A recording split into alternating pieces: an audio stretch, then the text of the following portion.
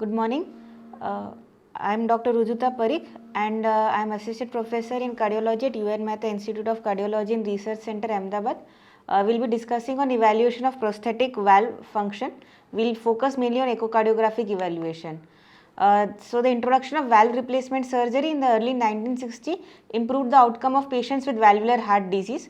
But despite these improvements in valve design and function, it is often said that it is only the replacement of a native valve disease with prosthetic valve disease.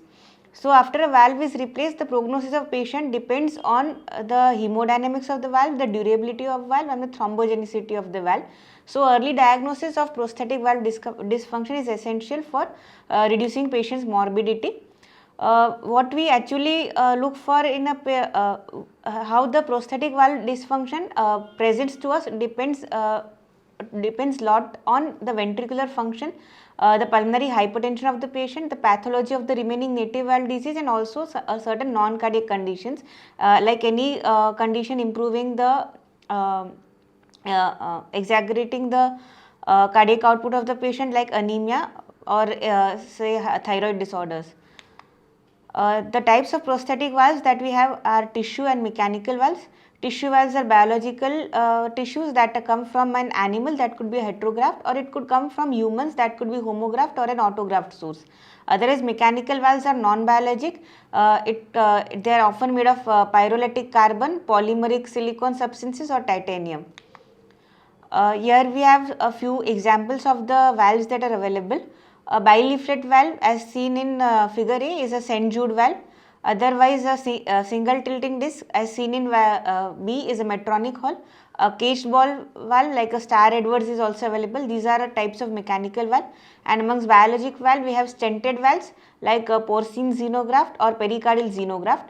Also, they can be stentless grafts like porcine xenograft, pericardial xenograft and homografts, or they could be percutaneous, expandable over balloon or self-expandable. Mechanical valves are more durable. They have a survival rate of 94%, and biologic valve are usually have a failure rate of 15 to 20% at 10 years. So we approach to a prosthetic valve function assessment. Routine yearly follow-up visits are recommended for any patient who has undergone a valvular replacement. The basic idea comes from clinical information. First is always the patient symptoms. We look for the type and size of the prosthetic valve, the date of the surgery and certain vitals. Echocardiographically, a valve should be imaged from multiple views with attention to determine the specific type of prosthesis, the opening and closing of the occluder, the stability of the sewing ring and the presence of leaflet calcification, abnormal echo density attached to the sewing ring, occluder, leaflet, stents or cage such as vegetations and thrombi. We calculate the valve gradient, we calculate the effective orifice area, we confirm the normal blood flow patterns and we detect pathologic transvalvular and paravalvular regurgitation. So here we see a Star Edwards mitral prosthesis. In figure A, it is seen in a systole. You can see the poppet is seated between the sewing ring, and in figure B, it is seen in diastole where the poppet moves out forward in the cage. Here we see a St. Jude prosthesis, mitral valve prosthesis in situ. Here again in systole the hemidisc are seen in a closed position, and in diastole we can appreciate the movement of the opening of the two discs of the valve. So for bioprosthesis, the evidence of leaflet degeneration comes from thickening of the cusp, which is the earliest sign. A cusp thickness more than 3 mm is considered significant. Also calcification, tear or dehiscence is characterized by rocking motion of the prosthesis. So normal functioning mechanical prosthetic valve have some obstruction to blood flow. They have a closing backflow and a leakage backflow. The ball in cage prosthetic valve, that is the Star Edwards valve, has more obstruction and less leakage as compared to a tilting disc valve or a bileaflet valve. The bileaflet valve has a lesser obstruction and more leakage. Similarly, in bioprosthesis, there is less leakage. A few Doppler echocardiographic criteria to quantify prosthetic valve stenosis have been given, and effective orifice area, which is considered normal for for aortic position it is normal, it is more than 1.2. For mitral it is more than 2 square millimeter. And significant stenosis is considered when the orifice area at the mitral valve is less than 1 and at aortic valve area when it is less than 0.8. So, effective orifice area is calculated by continuity equation. Continuity equation is given by the effective orifice area, which is equal to the cross sectional area at the, for supposing the effective orifice area is to be calculated at the aortic valve, then we see the cross sectional area of the LVOT, multiply it with the velocity time integral of the LVOT and divide it with the velocity time integral of the prosthetic aortic valve. So, accordingly, here we have an example of the same. The cross sectional area of the LVOT is seen in the parasternal long axis view. We get the diameter of the LVOT from this view. We multiply it with 0.785 because that is the cross sectional area. A cross sectional area of a circle is given by pi r square. Accordingly, it is pi d square by 4. Pi by 4 is 0.785. Multiplied by d square gives you a cross sectional area of the LVOT. So, aortic valve area can be calculated by having the cross sectional area of the LVOT. We multiply it with the velocity time integral of the LVOT, which is calculated by getting the pulse wave Doppler at the LVOT in apical 4 chamber view. Also, we need the velocity time integral of the aortic valve, which is obtained by getting the continuous wave Doppler of the aortic valve at in a apical 4 chamber. So, and effective area for mitral valve is obtained by pressure half time, which is a significant delay in it shows, or a lengthening of the pressure half time shows that the mitral valve area is stenosed. Also, for a prosthetic aortic valve, we depend on the acceleration time divided by ejection time of the patient. So, the contour of the aortic valve at the level of the aortic valve obtained in apical 4 chamber by continuous velocity Doppler gives us the acceleration time, which is the time from onset to the peak of the aortic valve contour, that is the acceleration time as shown here. Doppler velocity index is a dimensionless ratio of the proximal flow velocity to the flow velocity distal to the prosthetic valve. So, transprosthetic velocity and gradient is to be assessed. A rise in gradient suggests prosthetic valve dysfunction, which can be because of obstruction or regurgitation.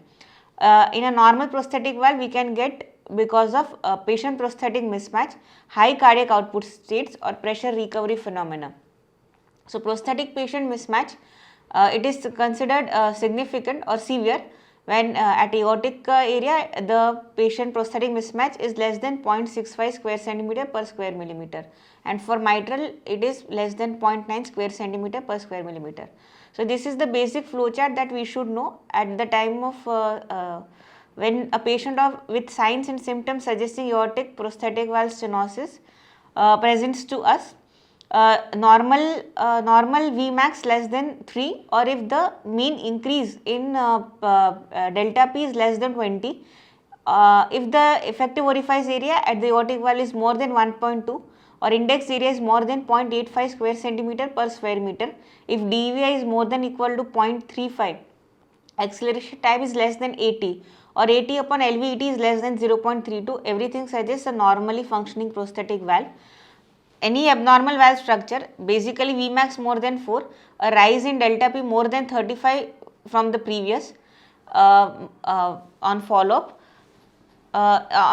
increase more than 20, effective orifice area less than 0.8, acceleration time more than 100 or 80 upon ET more than 0.37 suggests significant stenosis. Anything in between needs to be evaluated. For evaluation, for example, when the peak prosthetic aortic velocity is about more than 3 meters per second, the first DVI has to be seen. If DVI is more than 0.3 and the contour of the jet at the aortic valve is less than 100, it is normally appearing triangular in shape, then it is a normally functioning prosthetic valve. We have to look for the indexed effective orifice area. If it is normal, it has to be a high flow, otherwise we will get a PPM. When DVI is less than when DVI is more than 0.3 and acceleration time is more than 100, then prosthetic aortic valve stenosis with subvalvular narrowing is implicated. When DVI is less than 0.25 and acceleration time is more than 100, suggests prosthetic aortic valve stenosis. Similarly, for mitral valve, the normal parameters of the valve include a Vmax less than 1.9, a mean mean gradient less than 5 across the valve, increase in gradient on follow-up less than 3 mm of mercury, effective orifice area more than 2, index orifice area more than 1.2 square centimeter per square meter, DVI of less than 2.2 and pressure half time of less than 130. Abnormal values that suggest significant stenosis are Vmax more than 2.5, mean gradient more than 10, increase in gradient more than 5 from previous follow-up, effective orifice area less than 1, DVI more than 2.5 and pressure half time of more than 200. Other things that we distinguish on an echo for functioning of a prosthetic valve include a thrombus and a pannus. A thrombus is a large, mobile, less echo-dense structure. It is associated with spontaneous ecogenic contrast. It is usually associated when the INR is subtherapeutic less than 2.5. Whereas a pannus is a small, firmly fixed structure to the valve apparatus. It has a higher echogenicity and it has a higher association with paravalvular jet. Abnormal echoes on echogenic structures include spontaneous echo contrast, microbubbles or cavitations, strands, vegetations and thrombus. A spontaneous echo contrast is are smoke-like echoes. They are caused by increased red cell aggregation in slow flow in low cardiac output, severe left atrial dilatation, atrial fibrillation and pathological obstruction of mitral valve prosthesis. The prevalence is about 7% to 53%. And microbubbles are characterized by stream of rounded, strongly echogenic, fast-moving transient echoes. They occur in inflow zone of the valve when the flow velocity and pressure suddenly drop at the time of prosthetic valve closure, and they are not found in bioprosthetic valves. So here we have a example. We'll just see a case of a patient of ours, Himmatlal Thakur, who presented with acute pulmonary edema in emergency. There was no history of drug non-compliance. He had history of CABG with AVR done before 5 years with normal ejection fraction. His heart rate was 116, blood pressure was 90/60. On examination, he did not have a click sound. 2D echo done was suggestive of Vmax of 4.4, mean gradient of 50, a rounded contour of jet, DVI of 0.22 and AT upon ET of more than 0.4. So this was suggestive of aortic valve prosthetic stenosis. Thank you.